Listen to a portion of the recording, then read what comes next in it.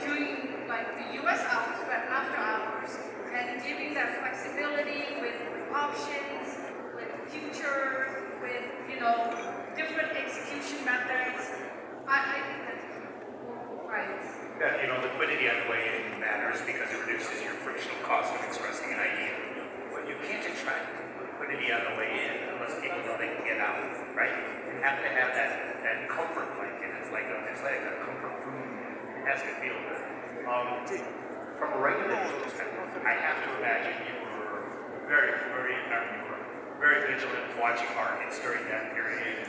What was your perspective on what was going on, and how can you step in and help out in these periods of crazy volatility? Actually, we had an experience maybe 1 year ago about those crowded positions went into the derivatives market. As you know, the federal government is known for all these operations that we conduct in the market. But they're not only for finance purposes, but also to try to take out any dislocation that we see in the market. And at some point, some of the core is not working properly, we try to fix,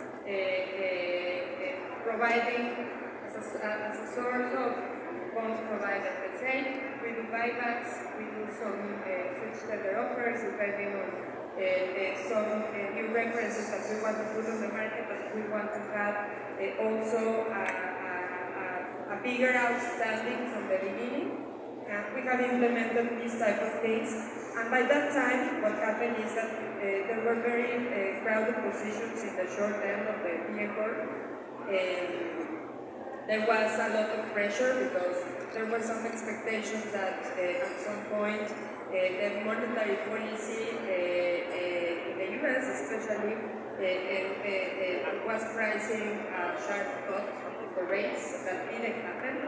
And we saw a very bad performance that was translated from the derivatives market to the cash market. And then we decided to act. We did a switch operation from fixed bonds to float bonds, and we also give a little bit of space in the very short-term part of the curve.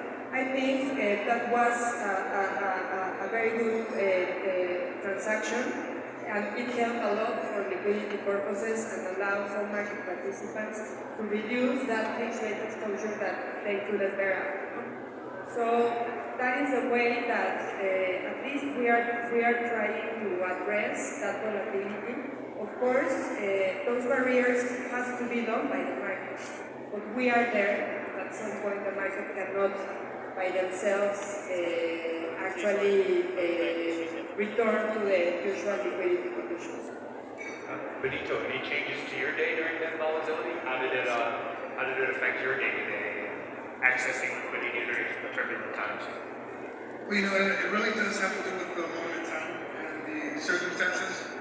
We've seen an increase in turnover this year for very specific accounts. For bigger institutionals, they're probably 100% above what they were at last year in terms of turnover for their portfolios.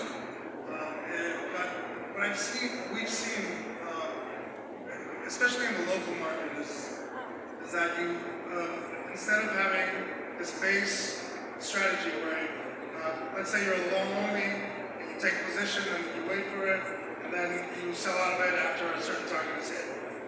We're actually seeing an evolution of how people would rather move more weight in terms of volume with reduced percentages than wait for a certain target to hit with less volume. So and that's challenging because everywhere around the world, the amount of money is growing constantly every single day. And the importance of having basically alpha produced for you basically immediately has become very prevalent for us at least.